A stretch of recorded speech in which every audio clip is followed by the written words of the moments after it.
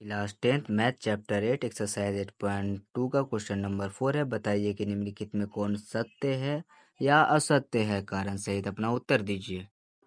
इसमें आपको 5 क्वेश्चन दिया हुआ है, जिसमें पहला नंबर क्वेश्चन हम देखते हैं।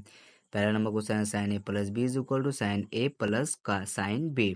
तो ए और बी हमारा दिया हुआ है, तो ए को हम मान लेते हैं 30 और बी को मान लेते हैं 60 यानी 60। Sine A plus B is equal to sine A plus sine B, ये हमारा दिया हुआ था, इसको हमने वैसे उतार दिया जी। सॉल्व करते हैं इसको। साइन ए की जगह पे हम क्या रखेंगे 30, क्योंकि ए को हमने 30 माना था। बी प्लस वैसे उतारेंगे, बी है, बी की जगह पे क्या रखेंगे 60, तो बी की जगह पे हमने 60 रखा, इज इक्वल वैसे उतारा। साइन ए है, ए का वैल्यू कितना है 30, तो हम ए की जगह पे क्या लिखेंगे 30 प्लस वैसे उतरेगा। साइन बी है, बी की जगह पे क्या रखेंगे 60, ठीक है। साइन वैसे उतरेगा, 30 और 60 जुट के आएगा 90, इज इक्वल वैसे ही लिखेंगे। साइन 30 डिग्री का वैल्यू होता है 1/2 प्लस वैसे उतरेगा। साइन 60 का वैल्यू होता है √3/2।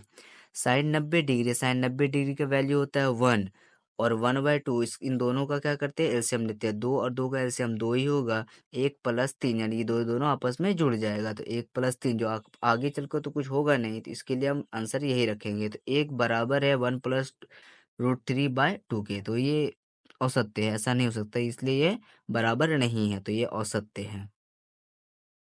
अगर हम दूसरा नंबर क्वेश्चन देखते हैं।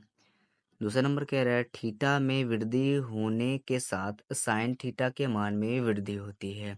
इसको देखते हैं इस समीकरण से कि थीटा का मान अगर बढ़ेगा, यानी 0 डिग्री, फिर 30 degree, 45 degree, 60 degree, 90 degree, theta का मान जब बढ़ेगा तो साइन थीटा का मान भी बढ़ेगा, यानी साइन की वैल्यू बढ़ेगी। तो 0 से बढ़ के 1 पे आ गया, यानी 0 से 1 पे आया, यानी बड़ा है, तो ये बात सत्य है।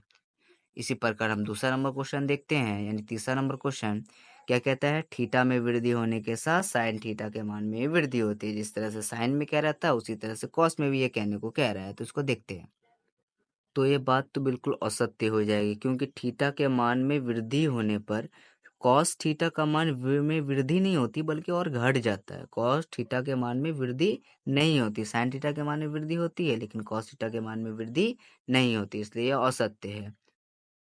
अब हम चौथा नंबर क्वेश्चन देखते हैं। थीटा के सभी मानों पर साइन थीटा बराबर होता है कॉस थीटा के, तो ये बात असत्य है, क्योंकि सिर्फ 0 डिग्री जो होता है हमारा 45 डिग्री जो होता है थीटा के मान की जगह पर 45 डिग्री ही दोनों में 1/√2 होगा, यानी 60 में या फिर 30 डिग्री में ये अलग अलग हो सकता है, 0 90 सब में अलग होगा, लेकिन 45 में एक ही होगा, यानी 45 में 1/√2 है।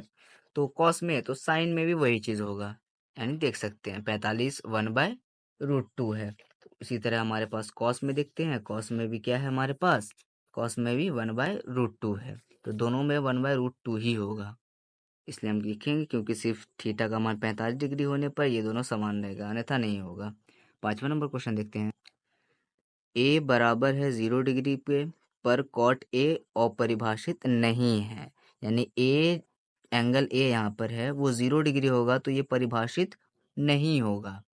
तो ये बिल्कुल सत्य कह रहा था, क्योंकि कॉट ए की जगह पे हम 0 रखेंगे तो कॉट 0 डिग्री का वैल्यू अपरिभाषित ही होता है, तो हमारा ये आंसर सॉल्व हो गया।